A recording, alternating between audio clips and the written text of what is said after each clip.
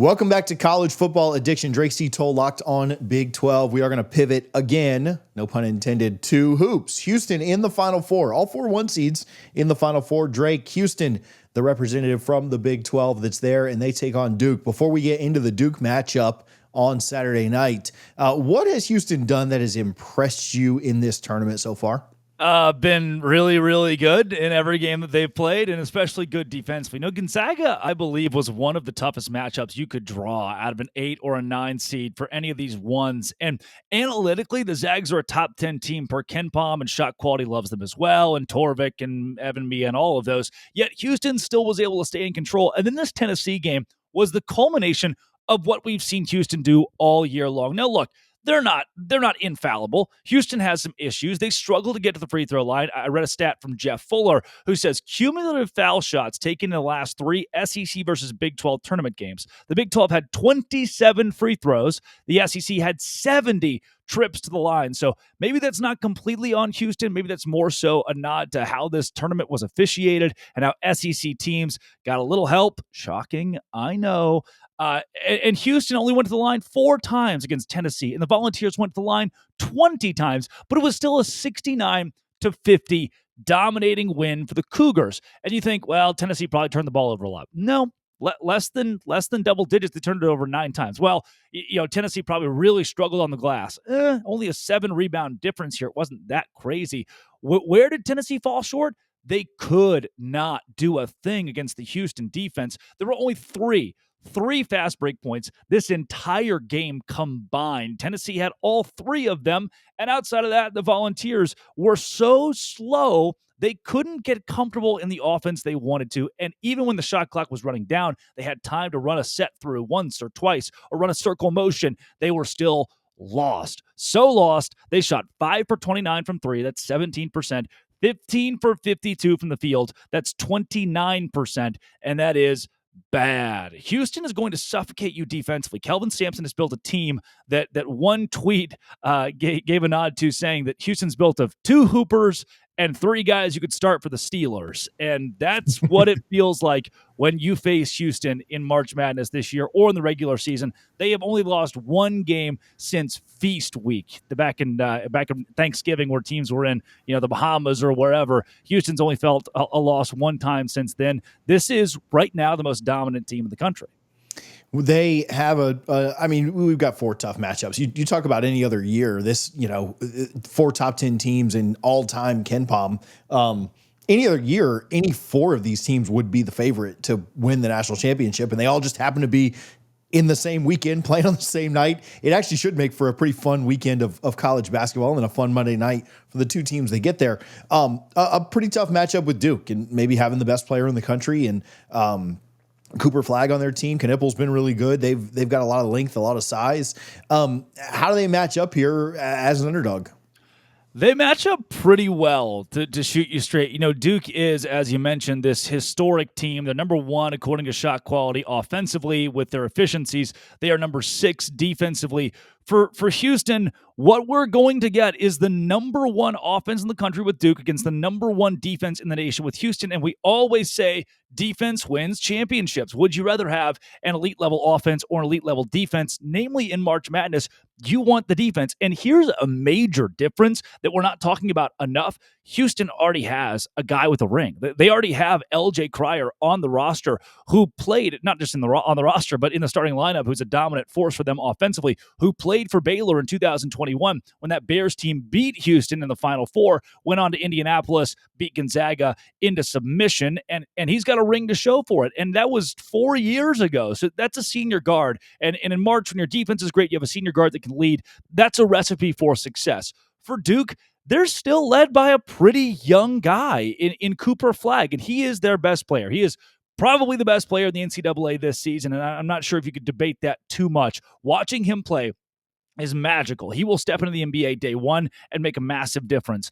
But the crux of this whole thing for me, Duke has not played a defense like this. Like, Arizona is good, yes, but not necessarily defensively. Alabama is good, yeah, but not defensively. And the entire ACC is bad. And if you ask shot quality, they still have Duke winning this game by a single shot, but they have Houston keeping it fairly low scoring, keeping the Duke offense at bay. And it's the Cougars' ability to honestly, as physical as they are, not foul you. They're really good at free throw rate defensively. They'll keep you off the line. And if they do that against Duke, if they get a normal or a fair whistle, Houston's defense can beat Duke into submission.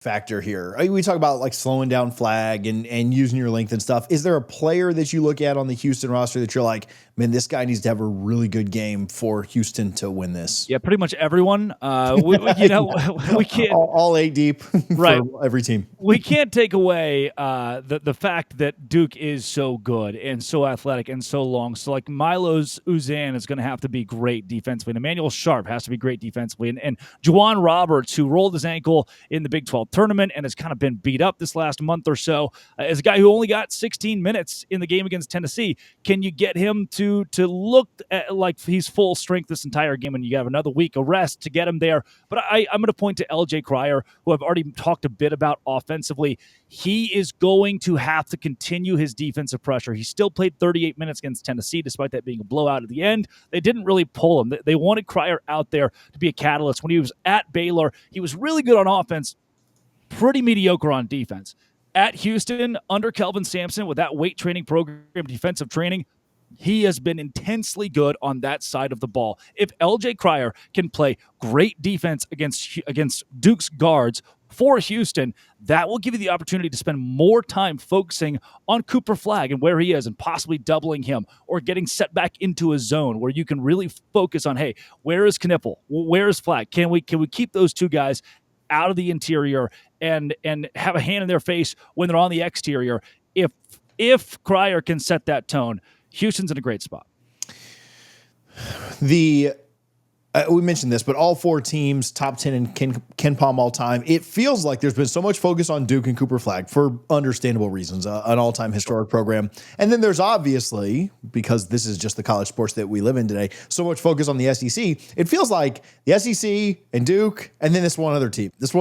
Oh yeah, Houston's in there too, right? It does. I mean, I'm an outsider. No, I don't necessarily cheer for any of these 4 teams. I certainly cheer against one of them. But are the expectations for Houston to win this thing? Like, if they come off and make the Final Four but then lose, I'm not trying to like paint a moral victory before the game even happens, but is this still a pretty successful season for them? Like, where did they come into the year? What are your thoughts around that? Yeah, I mean, they're a couple years removed from the AAC, and they don't have an insane NIL pool like a BYU or a Texas Tech or even a Baylor. They are the 7th or 8th biggest show in town, and Houston fans understand that. They've got the Astros, who are massive, and the Texans. They're fighting a battle that most Big 12 teams could never fathom because, in Provo, Utah, there's one thing, and it's BYU. In Waco, Texas, there's one thing, and it's Baylor, unless you're a Chip and Joanna fan. And in Houston, there are so many things to compete with. So they're doing this off of Kelvin Sampson just being a great basketball coach and growing guys up out of either high school or the transfer portal and doing this the old-fashioned way in college basketball. Yeah, if we get a portal guy, it's 1 or 2 here or there, but we don't have to necessarily rely on that. If we do get a portal guy, I don't want them to be a one and done. I want a portal guy who can stay for 2 or 3 years and grow up under the Houston way. So it's very impressive that the Big 12, the Houston Cougars, that a team that was in the AAC, that was a mid-major squad a couple of years ago, facing off against UAB in conference, is in the Final Four again like they were in 2021. But now they do it as a part of the Big 12 brand. It helps solidify them. Like Cincinnati and UCF, what have you done? What have you done in football and basketball since you got to the Big 12? For BYU, who's been so good at football and basketball, and now Houston, who's in a Final Four, that's a massive nod for a program that always thought it belonged to the power level, and they've proven it here. Give me a prediction for not just this game, but both games on Saturday. I'll make you predict the SEC win just for fun. Yeah, I think Duke gets out to an early lead, but Houston's defense is suffocating enough that it can help bring them back. Their depth is also spectacular. Houston's going to win this by a final score in my book of 62-58. Keep Duke underneath that 60-point range. And then I hope that both SEC teams lose. I hope there's a leak in the ceiling. They have to cancel the game, and that Houston's given a national championship. But I do have Florida beating Auburn, Houston and Florida in the national championship, and obviously the Cougars winning. Yeah, I don't have a major preference in the late game. I hope you're wrong. about the early game. I need Bruce Pearl to do me a solid. So, Drake, where can people follow you? Where can they get your content? Yeah, at Drake C. Toll or at LO Big 12 on Twitter and wherever you find your podcast with Locked On Big 12. Thanks, bud. You got it.